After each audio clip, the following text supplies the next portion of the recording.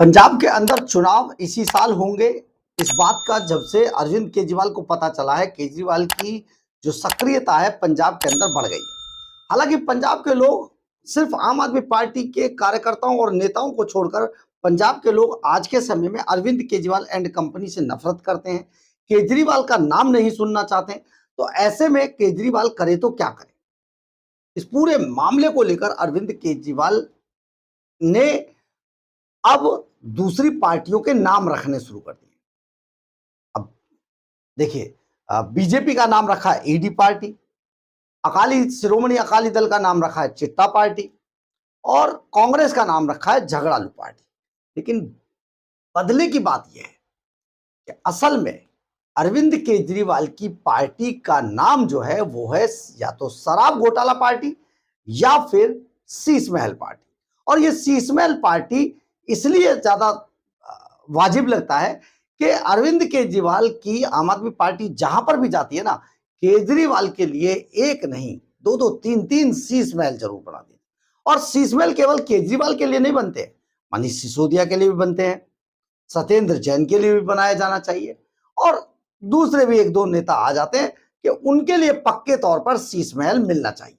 और उसको बाकायदा करोड़ों रुपए जनता के खर्च करके उस शीश महल को तैयार कराया जाता है। आज अरविंद केजरीवाल के पास दिल्ली और पंजाब दोनों जगह पर शीश महल, पंजाब में तो हद है, हेलीपैड तक है शीश महल के गेट पर। खैर, हम ये बात नहीं कर रहे थे, हम बात आपको जो बताने जा रहे थे वो ये थी कि अरविंद केजरीवाल एंड कंपनी किस तरीके से अब केजरीवाल दूसरी पार्टियों पर आरोप लगा रहे हैं। लेकिन बहुत सारे आरोपों के साथ ही कुछ उंगलियां अरविंद केजरीवाल की तरफ भी उठ रही हैं, बहुत सारे सवाल केजरीवाल से। लेकिन केजरीवाल तो सवाल का जवाब देते नहीं है, वो तो सिर्फ सवाल करते हैं। इस सब पर आपको बताते हैं कुछ। नमस्कार, मैं हूं कुमार गजेंद्र। जनपद ऑन द स्पॉट में आपका स्वागत है। हमारे एक दूसरे social media platform podcast with Kumar Gajendra में भी आपका स्वागत है, जहां आप हमें सुन सकते हैं। तो हम बात कर रहे थे अरविंद केजरीवाल की। केजरीवाल अब शीश महल पार्टी बन चुकी है और ये जो शीश महल पार्टी है ना, ये यही शराब घोटाला पार्टी भी है। तो ये शीश महल और शराब घोटाला पार्टी जब पंजाब में इनको ये लगने लगा है कि जो 2027 की जो सरकार है उसका चुनाव इसी 26 में नवंबर या दिसंबर में होंगे, तब से केजरीवाल लगातार पंजाब में एक्टिव होने की कोशिश कर रहे हैं। और पंजाब के अंदर इसी बात को लेकर उन्होंने व्यापारियों के साथ बैठक की। अब बैठक में जो मुद्दा उठाया, आप जरा सोच के देखिए कि अरविंद केजरीवाल इस बैठक के अंदर सिर्फ तालियां ही बज रही थी, क्योंकि वही लोग थे जिनको टिकट की इच्छा है, कि आशा है कि हमें मिल जाएगा, हमें शायद हमारा चेहरा इन्हें पसंद आ जाए। लेकिन बिना पैसे के लिए वहां पर कुछ नहीं होने वाला है। पहले ही पैसा ले लिया गया और बाकी बचा हुआ ले लिया जाएगा। खैर, जो इसके अलावा जो ज्यादा बोली लगा देगा उसको मिल जाएगी टिकट। परंतु अरविंद केजरीवाल अभी ताली बजाने के लिए तो अपना हॉल तो भरना है, तो ऐसे में बहुत सारे लोगों को वो बुलाकर ये मीटिंग करते हैं। इसमें केजरीवाल साफ तौर पर कहते नजर आ रहे हैं कि देखिए, ईडी पार्टी को इतना चंदा मिला और बताइए हमें इतना ही मिला, ये कैसे हो सकता है? और बात भी ठीक है, अगर अरविंद केजरीवाल ये बात कह रहे हैं तो मतलब मैं भी इस बात का समर्थन करता हूं कि भारतीय जनता पार्टी को इतना चंदा मिला और केजरीवाल की पार्टी को चंदा कम क्यों मिला। ये पूरा खेल है, लेकिन सब कुछ आपको समझाएंगे। लेकिन एक बार पहले समझाने से पहले इस केजरीवाल के इस भाषण को आपको जरूर सुनना चाहिए, क्योंकि ये बहुत महत्वपूर्ण है। महत्वपूर्ण इसलिए भी है कि कोई बात अगर हम कह रहे हैं तो उसका पहले आप सवाल तो जान लीजिए, तभी तो आपको जवाब बताएंगे। सुनिए जरा अरविंद केजरीवाल। आप सब लोगों ने जिस तरह से आज अपनी बातें रखी, उससे ये लगता है कि ये पूरा सिस्टम अच्छे से काम कर रहा है। जो ये ट्रेडर्स कमीशन बनाया, और इसी के लिए बनाया था ये ट्रेडर्स कमीशन।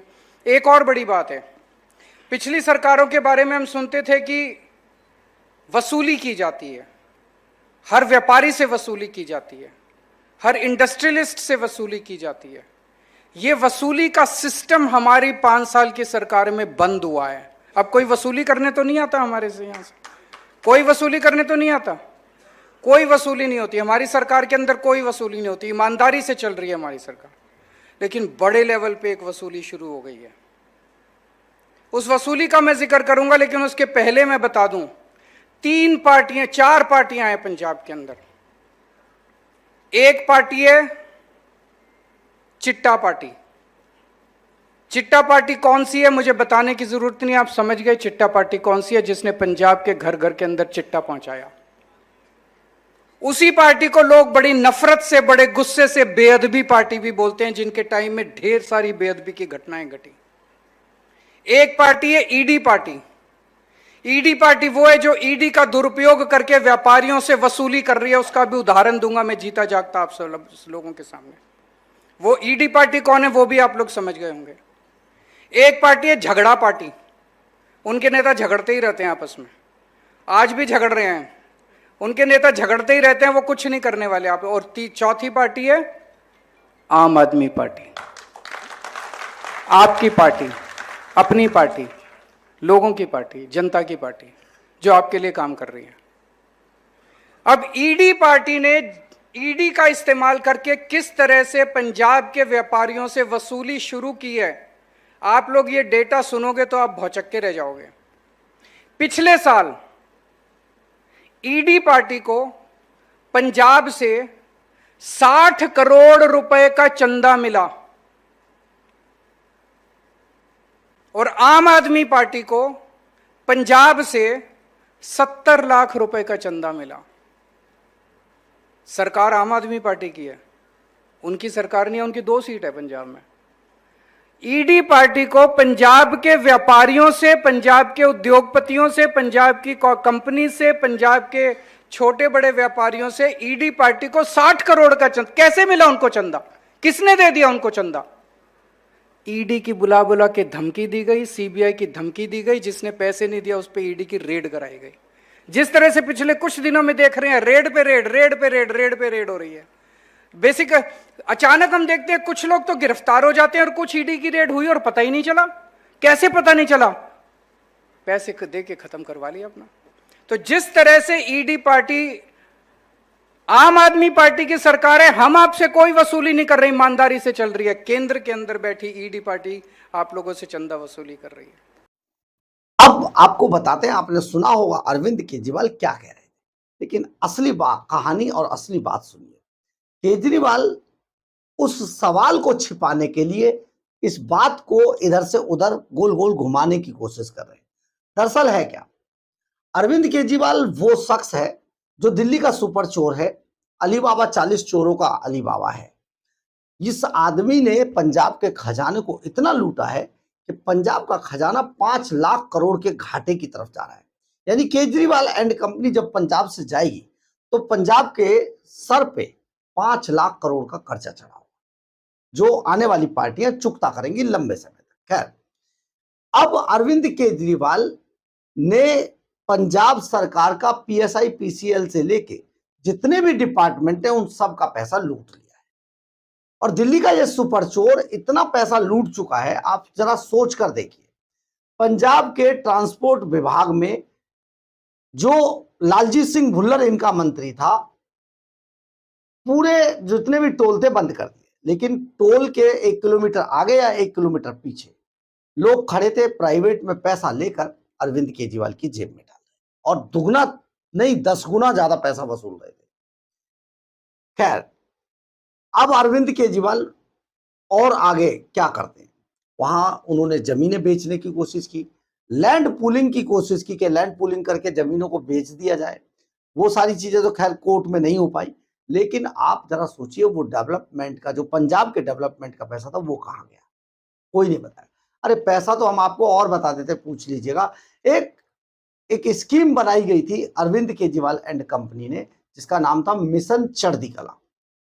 मिशन चढ़ती कला में करोड़ों रुपया इकट्ठा किया गया, बल्कि यहां तक भी हुआ कि अपने जितने भी एमएलए, मंत्री, विधायक, राज्यसभा सदस्य थे, उन सबको एक फिगर दी गई थी, हर आदमी को इतना करोड़ रुपया इसमें डालना है। उसका पैसा कहां गया? अरविंद केजरीवाल उसके बारे में नहीं बता रहे, लेकिन इससे भी ज्यादा एक कदम और आगे बढ़ के अरविंद केजरीवाल एंड कंपनी ने एक शुरू किया था मिशन रंगला पंजाब।